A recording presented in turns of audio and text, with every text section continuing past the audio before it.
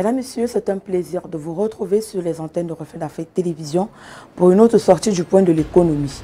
Ouvrons cette édition par l'information ayant trait à la traque lancée par le gouvernement camerounais contre les fintech illégales.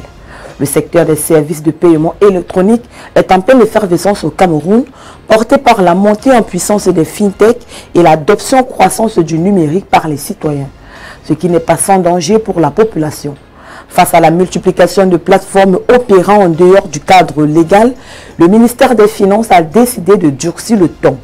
Désormais, toutes les fintech et plateformes opérant dans des domaines tels que la collecte de fonds, l'octroi de crédit, le transfert d'argent et autres services de paiement via des plateformes numériques doivent obtenir un agrément préalable délivré par le ministère des Finances.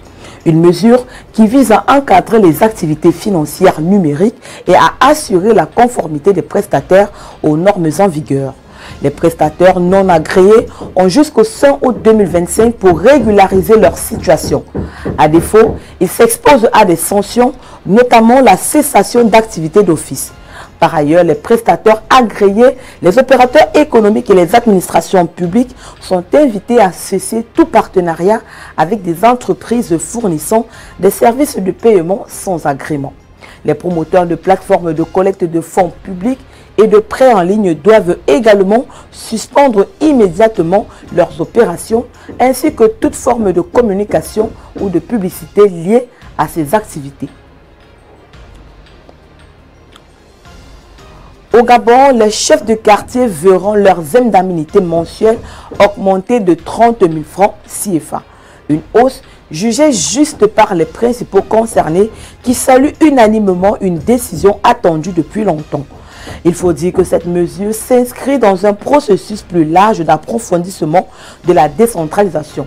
Elle témoigne l'engagement pris par le président Brice Clotaire Oligui Nguema d'améliorer les conditions de vie et de travail des auxiliaires de commandement municipaux. Il faut relever ici que cette revalorisation varie en fonction des localités. Ainsi, à Libreville, l'indemnité passe de 100 000 à 130 000 francs CFA, tandis qu'à Akanda et Owendo, elle grimpe à 80 000 francs CFA. Des augmentations notables sont également enregistrées dans les provinces de l'intérieur. Franceville, Moanda, Mayumba et Dindi, Gamba entre autres. En procédant à cette revalorisation différenciée, le gouvernement envoie un signal fort, celui de la volonté de corriger les inégalités entre zones urbaines et rurales et de renforcer l'efficacité des relais de l'administration au niveau local. En remettant au centre les acteurs locaux, le gouvernement de la 5e République assume progressivement l'objectif fixé par le président Brice Clotaire Oligui Nguema, faire de la décentralisation un levier structurant au développement et de la cohésion territoriale. Cette revalorisation s'inscrit dans la continuité de la politique sociale du chef de l'État après une mesure similaire récemment accordée aux chefs de village. Parlons à présent du Sénégal qui veut porter sa production de coton-graines à 25 000 tonnes au terme de la campagne 2025-2026.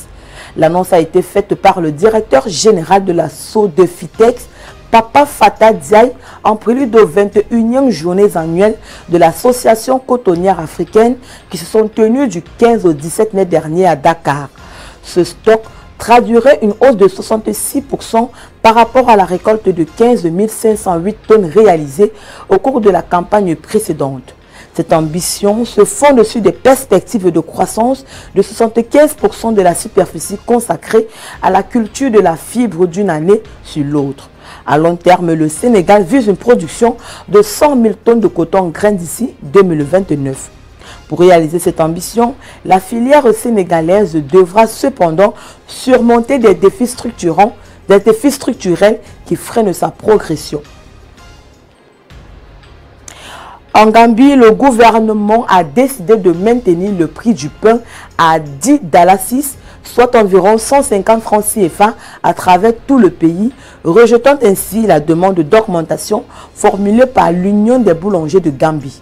Cette décision intervient dans un contexte de tension inflationniste dans la sous-région ouest africaine où plusieurs pays font face à des pressions pour augmenter le prix des denrées de première nécessité, dont le pain, en raison de la hausse des coûts des matières premières importées.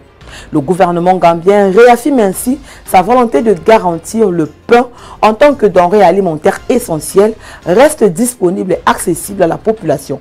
Il faut rappeler que c'est en mars dernier que l'Union des boulangers de Gambie avait annoncé son intention d'augmenter le prix de la miche de pain de 100 à 15 $, soit environ de 150 francs à 200 francs CFA, invoquant une hausse des coûts de production. Face à cette annonce, le ministère de Commerce, de l'Industrie, de l'Intégration régionale et de l'Emploi avait engagé des discussions avec les boulangers pour comprendre les motifs de cette augmentation.